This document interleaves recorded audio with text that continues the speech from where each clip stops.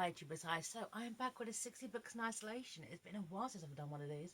If you told me a year ago and I didn't abandon the project, I put on a hiatus for the 41 years of Mills and Boon. Lockdown will still be happening. It's almost 400 days now. I would have laughed, but here we are. So I love the Yorkshire Farm. Okay, show on Channel 5. It follows the Owen family and their adventures with the 9 children. And it's just nice. Clive and Amanda, who is the author of this book, just kind of writing them into our family, showing us the realities of having a massive brood, okay, of children, living in the middle of nowhere in the Yorkshire Dales, and their amazing life. So I absolutely love the Yorkshire Farm. So I have all the kids. One thing I like about the kids, they've got like individual personalities. Oh, Reuben, okay, the eldest son. Is there nothing he can't fix?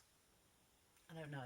Okay, so she wrote a book. Now this is what's actually published in the Dalesman. Now, which is a magazine about the Dales, obviously, and farming life. So as a book review, it's very kind of, she's writing for people who are in the know about farming, of which obviously I'm not. But she doesn't really patronise anyone as well. I mean, when you write for an audience that know everything, okay, about Yorkshire Dales or Yorkshire in general, you're writing for your audience, but at the same time, okay, there's no patronising of people like myself who know nothing.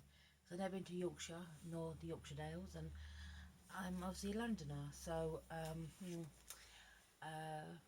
let me think? Farms. Well, we have an urban farm near me, which is good. You take, you know, which loads of kids get taken to around the area, okay? Because there's no like real local farms, and kids have to know the sound that animals make, you know, apart from sizzle. Well, that's from Dave Burchett. Okay, it's been here. This is May. This is May, and the thing is, it's building. It goes from 2019 to obviously last year, and that's an interesting being covered. It's been here. I like this. I've actually begun to develop a classic farmer tan, bronze skinned from elbows to hands, and my sleeves have been rolled up and a tan under my legs, as well as the top of my willies. Below that is as pasty and hairy as usual. Wearing a skirt, there's usually no chance of losing the over trousers. As I'm working with the sheep in the pens, their horns are just at the right height to fit the maximum pain and injury among bare legs. It sounds like a simple statement, but it kind of shows that this is what we have to wear on the farm. This is what, because animals are always around us. We must always be careful of our surroundings. See what I mean? It's not patronising. It's absolutely not patronising. And one thing I absolutely adored is when things like family comes into this as well. You can't help it. You watch a show, okay, for Amanda and Clive, but what the kids get up to, they're brilliant. Those kids are brilliant. Okay, it's bit here. Okay. This is when the story of Tony the Pony, okay, comes a lot into this, of Edith and Violet. They're like the middle children. The youngest two are Clementine and Nancy, who's now known as Nikki within the show. Here you go. See, I told her I'm a fan. Here you go. Right. This is when they go to the famous Appleby Horse Fair. It's a Romney Gypsy Traveller fair, which is full of vendors and people, farmers and that kind of thing. So that's where they are. Right. Of course, wherever we were at the horse fair, the conversation would gravitate towards whether we could accommodate another horse or pony. The excuse of not enough room did not apply at Ravenseat, and as a mother of 9, I frequently stated that one more wasn't going to make a difference. Today's excuse was quite simple. We hadn't brought the trailer. And until halfway down the flashing lane, this indisputable fad set its purpose in defeating Violet and Edith. Please. Then they see Tony. And the reason why they get him is that he could fit in the back of their car. That was it. Right, it's a bit here, okay? Right. There was no time of any consultation with Clive at home. Anyway, I knew I stood in that one. I was completely forbidden from buying a horse without the means to get one back at the farm. It was Edith's observation. I think it fit in the back of the Land Rover that sealed the deal. Right. You know, I went to the fair, I came back with Tony and the pony.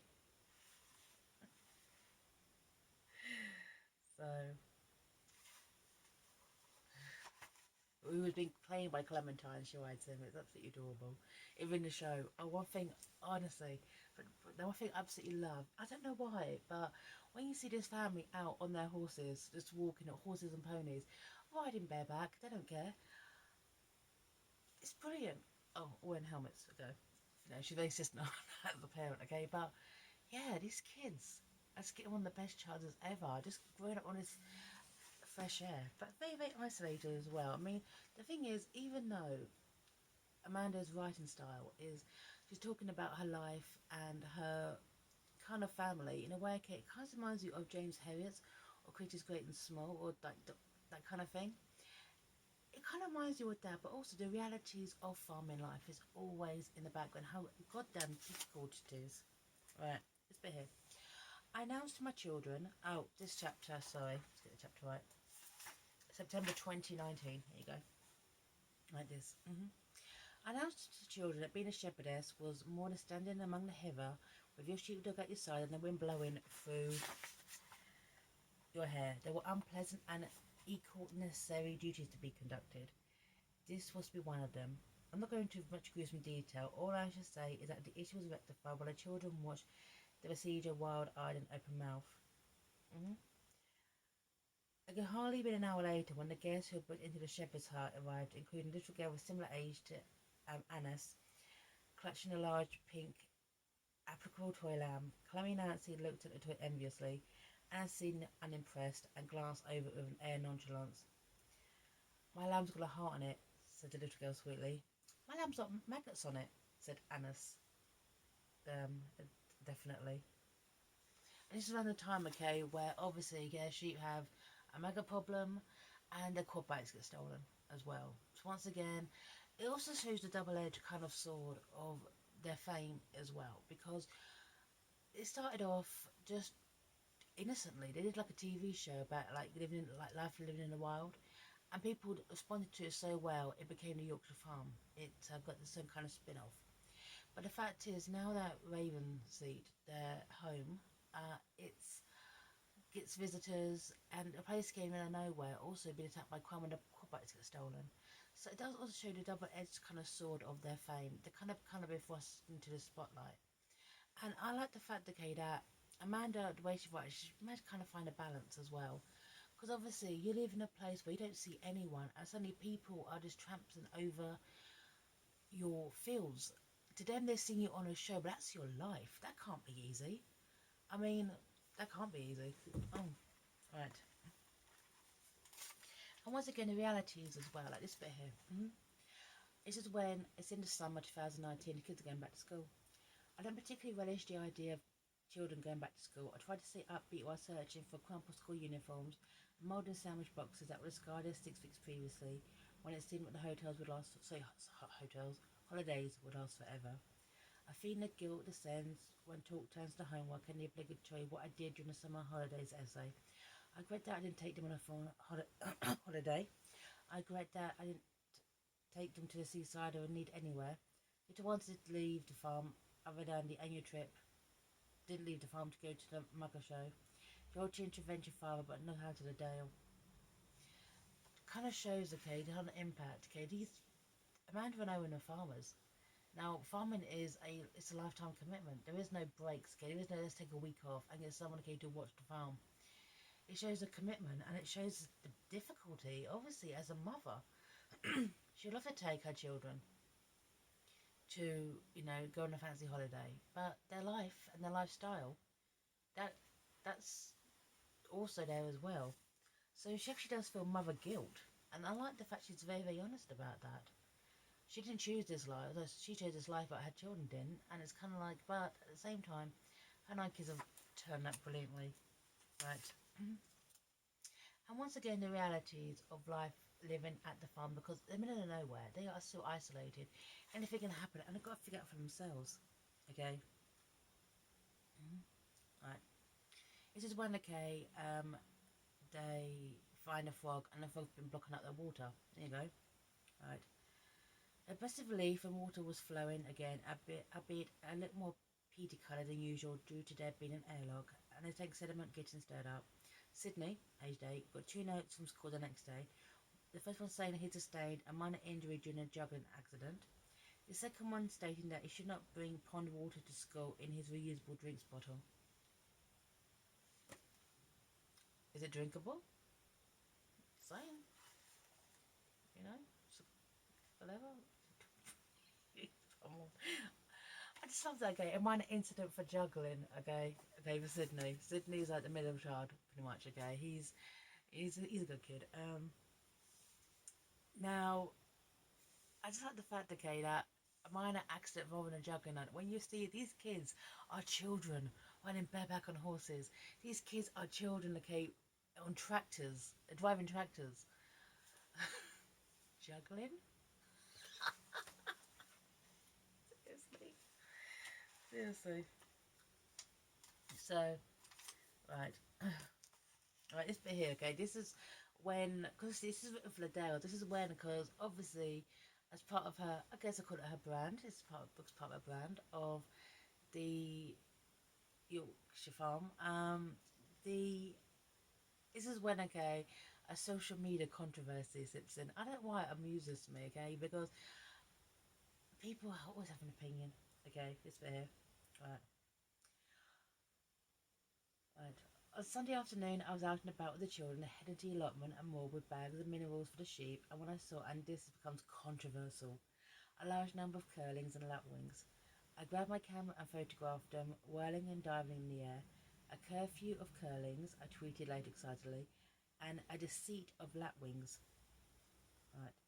Well, that was the start of my furor. Arguments raged whether my collective nouns were correct.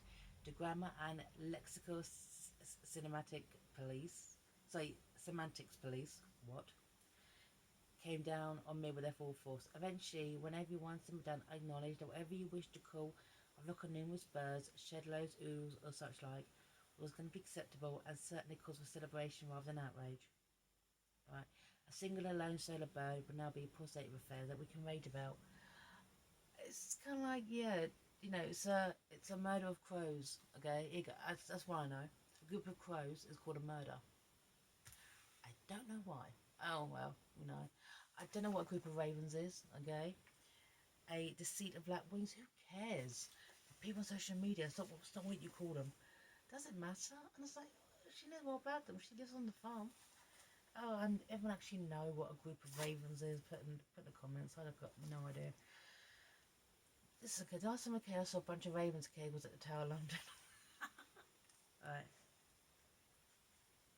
And the fact is, okay, that also one thing I want to talk about as well as Amanda is she's a mother of 9 as well. So obviously our oldest daughter is at university. Then Ruben's on an apprenticeship, but he's still living at home. So she's got a big family to feed, and it's interesting. Okay, the fact is how she's got to become so self-sufficient as well. Allotments, growing their food. It's incredible. It is absolutely incredible compared to what children normally have now. Right. Right, and this is pretty much during the pandemic. I like the idea of self-sufficiency. Our own eggs, milk, bacon, bread, even potatoes have been pulled. So going back to basics doesn't bother me. Rhubarb grows in profusion near the septic tank. My granddad always talks of the best, juiciest smiles growing at the sewage works, and he lived to a ripe old age. Weeds, nettles and docks, nettle tea and soup are bearable. We have in the past harvested nettles and dried them to feed the horses in the winter as a blood cleanser. Give anything that's prone to laminitis. Maybe one of my forwarded family one day become an eminent botanist, and if nettle soup and dock pudding do not become house of favourites, then half of the leaves of the latter may fill the gap that toilet rolls once filled using a dock leaf would nettle me. So perhaps as one of the upsides of this terrible episode is that we as a nation are united and going through together. We're getting back to the earth literally. The soil, the land, the countryside, we need it on every level. It can feed our bodies, minds and our souls. That's lovely. Using a dock leaf as toilet paper. Okay, no thank you, but still. Hey, if you get desperate, you get desperate, okay? So, and one thing I do love is also it talks about how the impact of our family, the kind of fame, if you will, people traipsing over her property, fine. But the fact is, okay, that, I don't know, I like the realistic aspect of it. as well. Like this bit here, this just amused me, okay? Because this is when the kind of you won't get this anywhere else. Okay, so a charity, okay, the Little Princess Trust is a brilliant charity which helps children with serious illnesses and treatment who have lost their hair. A salon was to be at the barn when the usual clients were waiting and short back in size, and so this was a real turnaround. This time we were being clipped. So they come to a top stylist came to her farm, cut their hair, so they got a makeover, if you will. Okay, right. However, all went smoothly. The children and I liked the results, and a decent amount of hair was collected. However, truthfully, it wasn't how I was going to look after the cut that had been worrying me the most. Right. My great bugbear being that a few days previously I'd noticed that a few of the children were itching. Needless to say that we had nets. I combed the children's hair religiously, spurred them by the fit that the visiting hairdresser would take the stars to the stars, or take some of the Yorkshire's hardest headlights back to his Mayfair salon.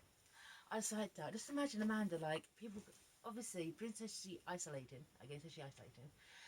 And suddenly this top-notch hairdresser, okay, wants to come and cut your hair in your barn, because, you know, distancing. A couple of days before, you find out your family of 9 have head lice. Now, happens to everyone, no judgment there. I just say that at me. It happens to everyone, by the way, but I just like that. It's kind of like, I sat there and thought, really? Really? And also Christmas as well, because this is one thing they don't really show a lot on Ravenseat. They show the build to Christmas. Christmas itself is never really seen, and it is interesting, okay, the fact that the Owen children, their kind of mentality is so different to what you call a average child in the UK today. Like this is what this is their Christmas gifts. Mhm. Mhm. Right. The cowbell that Kyra, the calf, wears to warn us of her approach was the perfect Christmas present for Violet, the cowkeeper. As we've been commuting to work on a moped, needed to be fitted up with a mobile phone. Sometimes the right gears might only cost a few pounds, but at times finding something useful might be more expensive. It's a 50-minute journey and a slow one at that. And then obviously his moped broke down. Right. Having asked Clemmy what she wanted when she grew up, it came to her attention that she thought as she grew up, so would Tony the pony. I want to be horse ride and grow up fast in races, she said. Raven and I nodded approvingly. Raven's the eldest. On Tony, she added. In her mind, as she grew taller, so would Tony, and a perfect partnership would continue. I couldn't bear to break the news to her that one day she would be too big to ride him, and that Tony was destined to ever have the body dimensions of a small fridge. Right. Addition to the problem way of keeping Clemmy's dream alive and keeping Tony busy too, a horse-drawn trap would be the perfect Christmas present, and one that all children would get enjoyment from. Right. We saw the second-hand mini Shetland carriage of the smooth alterations and the adaptation of an antiquated highlight of my own barn loft. We were champing at the bit and ready for the off. Christmas morning arrived and the carriage was set ready for Clemmy, Annis and Nancy to find when they made their morning trip to the stables. Myself, Clive and elder children who were in on the Christmas present hovered around the door, waiting for the moment when the surprise was discovered. We heard the whoop of joy. What have you got, Clem? I asked. She could hardly speak for the excitement when Nancy was jumping up and down on the spot. It's a wheelchair for Tony, Clemmy's girl. For when he's retired off the races, I'll be able to push him. I couldn't breathe with laughter. And it has to be said that regardless of who is in the driving seat, it will make them very, very both happy for many years to come. I love that. I like the fact, okay, that she sources second hand for her children. I like the fact, okay, that they live these self-sufficient lives. They got hold of some bikes with no brakes, but they don't care. They just do it. I just love her family and how self-sufficient they are. And I think absolutely amazing. So, and average viewership is 3 million. So between 3 and 5 million per episode, which is pretty good. Also, one thing I did read an article today, literally today, is that they're actually going to leave Ravenseat. Ravenseat was not their home. They're basically just renting the land. So they're moving on to newer pastures as well. So, which, I got a link to that article, I wonder. So, but wherever they wind up, they're an amazing family. And I'm signing off here. So this is the 60 books in isolation. Interesting to say that again. Sign off here. Thanks to Amanda Owen, Tales from the Farm. Loved it. Sign off.